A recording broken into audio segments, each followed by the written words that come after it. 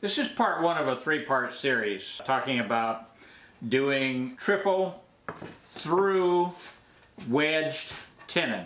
This is an example of my mortises, 3 of them, that's why we call it triple through, because tenons are going to come all the way through and then they're going to get spread with wedges, and hopefully will be super tight on these walls, and the wedging will secure it and get it tight going the other direction. Part one here is about cutting the mortises.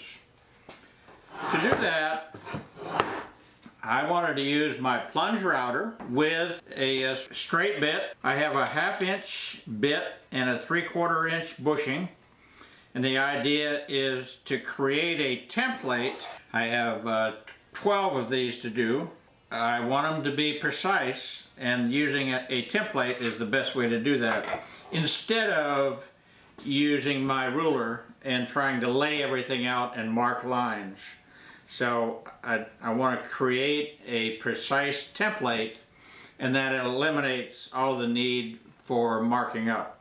The template will tell me both how far in from the edge of the workpiece I need to be, and the template will tell me exactly where the 3 mortises need to be. The way you build the template is to just take, in my case I'm taking a 1/2 inch MDF. I go to my table saw and I just cut strips that are about, I start with a piece that's 6 or 8 inches wide, and I just cut pieces according to the plans that I'm working off of.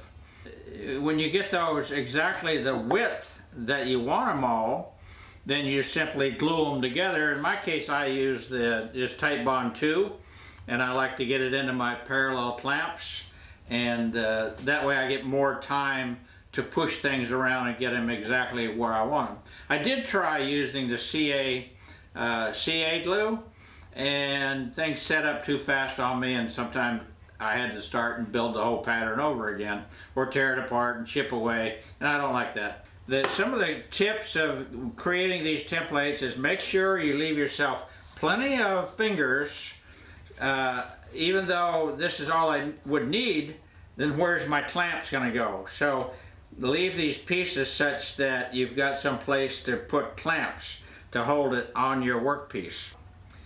Because my bushing in my router is 3/4 of an inch and my bit is a 1/2 inch, that's a 1/4 inch difference. So that's an 1/8 of an inch on each side. When you cut these strips, you take that into account. In other words, if I want this to be 3/4 inch wide here, then I need to add an 1/8 on each side. And there's some other videos, I'll put a link to 1 or 2 about building these templates. So I need an extra 1/8 inch on each side. So instead of 3/4 here, I cut a piece that's 1 inch and 1 inch and 1 inch. And then I adjust my center pieces. On this one, there's only one side here, so 1/8 less there. This one, there's 2 sides, so that's really 1/4 inch less. In other words, normally this would be 1 inch, but I make it 3/4 inch. Anyway, make the pattern, get it glued up, make sure it's exactly perfect according to the plans you're going off of. Mark which one is going to be oriented on the top of your workpiece, because this may not be the same width as your workpieces. Get it perfectly lined up with the edge here. So in this case, I wanted this to be a certain distance in, so I cut it at an 1/8 of an inch less than that. And the router runs along the edge of the template, and you'll end up cutting your perfect mortises. Now, those will be rounded off, and so the next thing you need to do is lay down your combination squares and so forth, scribe a line for where your square corners would be, and then chisel it to get the corners square. The other things to watch out for is when you're chiseling those round corners, it's very common to leave ragged edges in the corners.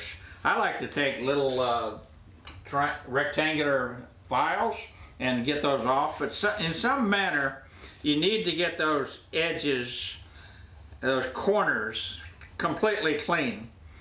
If you think they're clean, just take a really good flashlight and look down in there and you'll decide, no, they're not clean, you need to do some more work. So get these all rectangular all the way through, both sides squared off.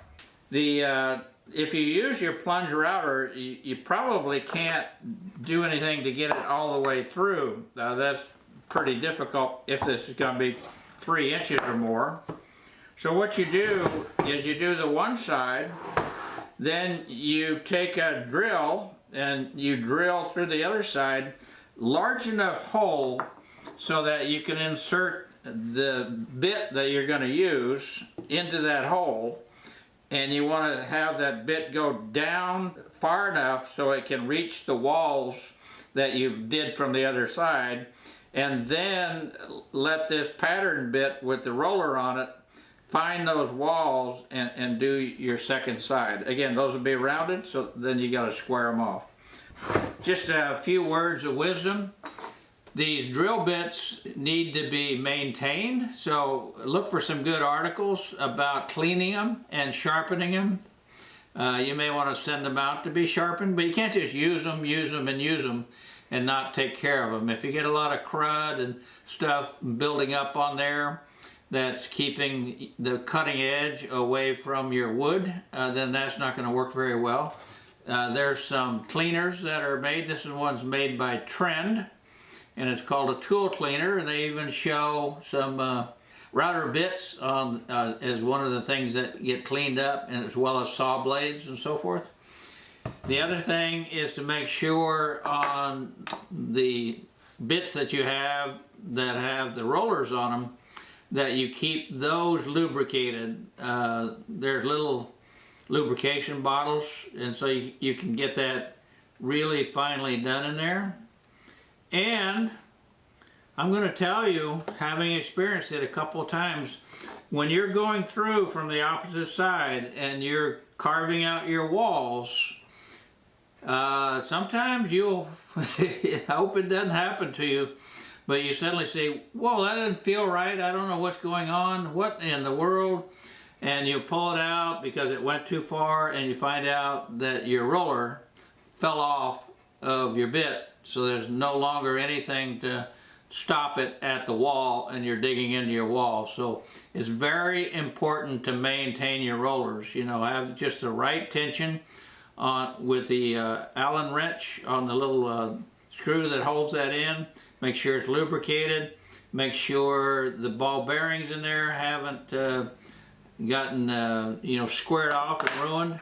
I just replaced this one, and I just cleaned these using my Trend cleaner, and I replaced this one because I had had it drop off on me once, and as I tested it, I just didn't feel like it had maybe the nice round ball bearings anymore that I wanted. So an ounce of prevention is certainly worth 10 pounds of redoing the workpiece. So anyway, maintain your cutting tools. We'll look forward to seeing you on part 2. Small Workshop Guy, signing off.